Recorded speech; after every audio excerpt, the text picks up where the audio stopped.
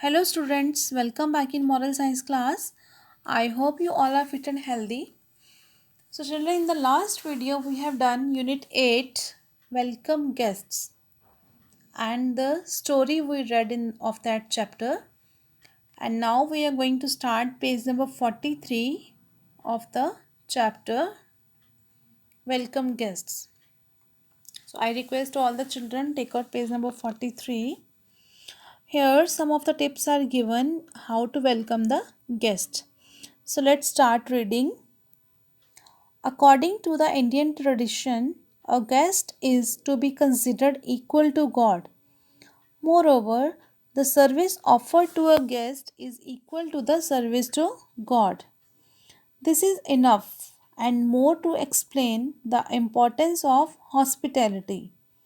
A guest who comes to our house should have a very joyful and memorable experience. Means we should be cheerful when the guest comes to our house. We must take care of their choice when we invite them. By following these tips, guests will enjoy your company and this will be the memorable experience for them.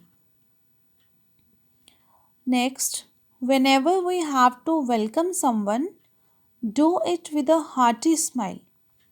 To have a smile on your face means to make the other feel that his presence is appreciated by us.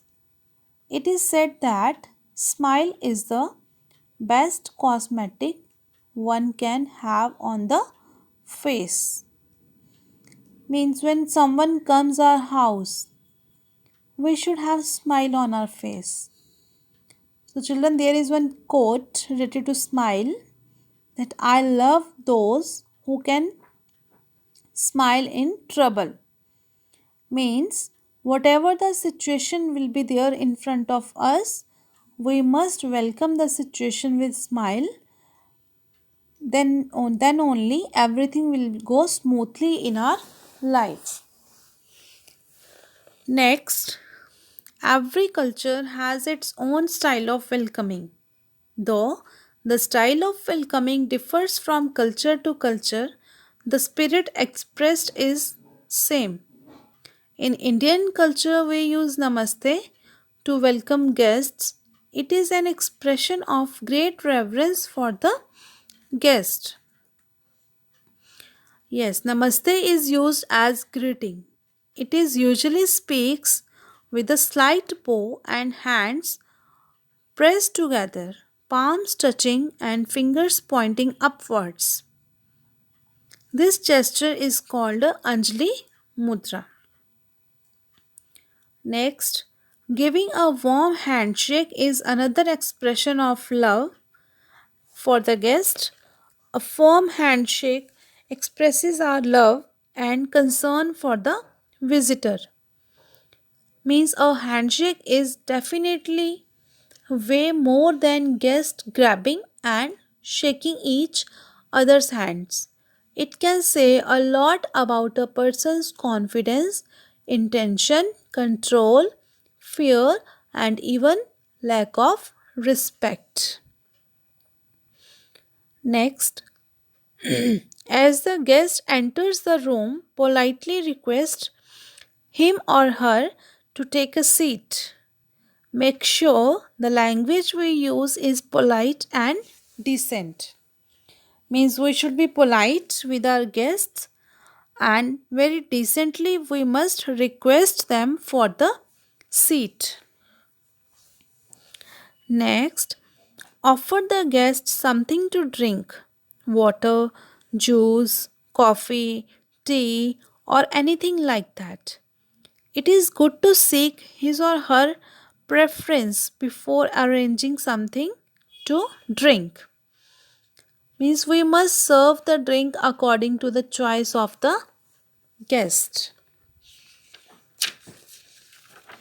Next, when we are hosts, it is our duty to make the guest feel at home. Though he is away from his original home, he should not feel it. The atmosphere at our home should be such that he would feel he is at his own home. Only then the guest will feel comfortable with us. Means if we are hosts, then we should feel comfortable to the guest. We must behave in such a manner so that he or she would feel as his own home. Being host, we should be able to understand the likes and dislikes of the guest. Our purpose is to make the guest happy and should be ready to make some adjustments.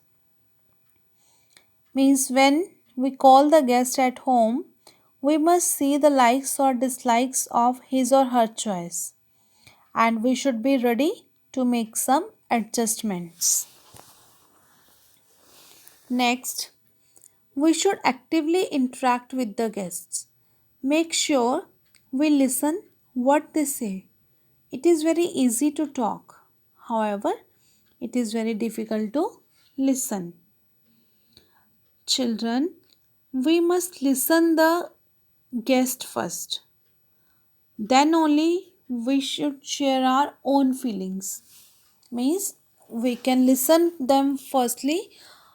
This can be given regard to them.